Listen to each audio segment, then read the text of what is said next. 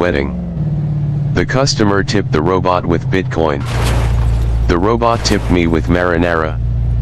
The last ride of the night was a cowboy riding a llama. He didn't dismount the llama, simply hopped into the back seat and sat upright like a trained professional. "Take us to the rodeo planet," the cowboy said. "It's next to the used car dealership, but don't tell the llamas." I nodded in solemn understanding. When we arrived, a group of llamas in spacesuits greeted him with laser lassos. They invited me to join, but I declined. The seat belt law still applies in space. I parked the car, looked into the rearview mirror, and realized something strange. I had feathers in my hair, glitter in my eyebrows, and a jar of peanut butter stuck to the gas pedal. The glove box whispered, "Good job, champ," and a raccoon saluted me from the alleyway. Another day complete. Another 12 hours of majestic nonsense. And I'd do it all again tomorrow. I started the morning by arguing with my GPS, which had developed a personality and now insisted on being called Captain Beep Beep. I told him we were just going to pick up passengers, and he said, "Not without coffee first." We compromised by getting a drive-through donut and launching out of the parking lot backward. That's when my first passenger hurled themselves through the open window, screaming, "Go! The cheese is sentient." I hit the gas before I could ask what that meant. They were covered in nacho cheese and held a briefcase that moved occasionally. We skidded down Main Street, burst through a balloon arch, knocked over a guy selling fortune cookies, and crashed through a garage filled with confused flamingos. I dropped them off at a taco stand shaped like a wizard's hat, and they paid me with a handshake and a rubber chicken that whispered secrets when shaken. Before I could even breathe, a man in a business suit and swim fins got in, soaking wet and holding a ukulele. "Take me to the opera house, it's Biosymphony night," he declared. I didn't argue. We hydroplaned across 3 puddles, outran a marching band on segways, and did a full loop around a roundabout 3 times until we found a building shaped like a screaming violin. He jumped out mid-chord and left behind a damp briefcase full of jelly beans and what I can only describe as a live crab with a tiny top hat. Then, a child dressed as a ninja cowboy ballerina climbed into the passenger seat with a full boom box and a kazoo. "We ride at dawn," they said. Even though it was already noon, we drifted through a park full of juggling squirrels, crashed into a wedding where the groom was also a llama, and did donuts in a parking lot until their kazoo solo reached its dramatic finale. I dropped them off at a trampoline dealership, and they handed me a single Lego piece and a half-eaten granola bar as payment. As soon as I turned the corner, a mime on a pogo stick jumped in, flailing wildly and pointing at his imaginary watch. I gunned it. He mimed intense directions, left, left, right, backflip. We ended up in an alley filled with clowns doing push UPS. He gave me an air high five, slipped into a manhole, and vanished. I checked the seat.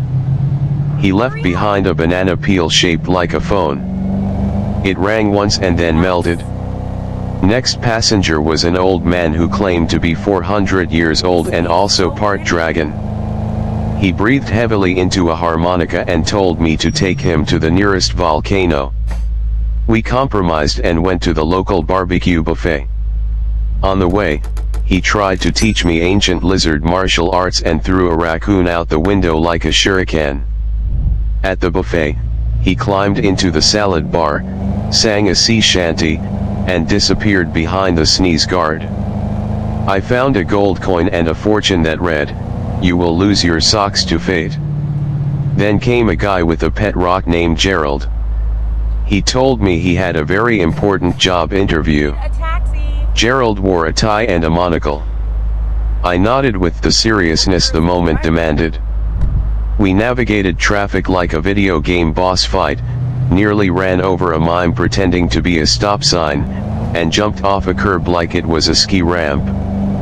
At the office building, the guy kissed Gerald for luck and told me ID passed the vibe check. Gerald gave me a wink. Or maybe that was just a smudge. I pulled over to catch my breath, but a woman dressed as a literal pineapple jumped onto my hood. "To the smoothie festival," she shrieked. I like your car. I didn't even question it. We power slid through a farmer's market, past a yoga goat farm, and got caught in a parade for left-handed barbers. She threw a mango at the mayor and then disappeared into a mosh pit of break-dancing pineapples. She paid me in coupons for hugs. A sentient traffic cone got in next. Find a taxi. I swear, it waddled up, opened the door, and beeped 3 times. I don't speak cone, but it showed me a map that just said yes. I drove through a construction site, dodged a backhoe operated by a possum in a helmet, and delivered the cone to a pile of other cones having a secret meeting. They all turned to me, blinked their little lights, and then merged into a pyramid. I haven't felt the same since. Then came the guy who claimed to be half wizard, half accountant. He said, "Take me to the enchanted tax office before the deadline turns into a dragon." I nodded and floored it through a tunnel filled with fog machines and screaming bats. Along the way, he conjured receipts from thin air and cast spells like Auditus Maximus. At the tax office, which was shaped like a castle and had a moat filled with calculators, he threw glitter in my face and vanished into a wall labeled "Only the Brave." I pulled up to a red light where a mariachi band chased a unicyclist through traffic. That's when my next rider dove through the window with 2 ferrets in his backpack. "Ferret rescue mission, go!" he yelled. We blasted through a dog park, jumped over a bouncy castle, and slid into a vet's office disguised as a laundromat. He threw a smoke bomb and declared, "Operation Fuzzy Justice, complete." One of the ferrets gave me a sticker that said "Certified Chaos Agent." Then I picked up a fashion influencer who needed to get to a runway show held in a moving blimp. "Speed, but make it fashion," she said. We jumped over 4 speed bumps and launched onto the back of a moving truck filled with mannequins. She strut walked out the window onto a ladder attached to the blimp. As she ascended, she shouted, "Remember me when you wear socks that don't match." She paid me in glitter and a perfume sample that smelled like ambition and root beer. A group of medieval LARPers piled into the back, all holding foam swords and shouting in Old English, "To the Castle of Doom, brave steed." One cried, and I replied, "Yeah, verily."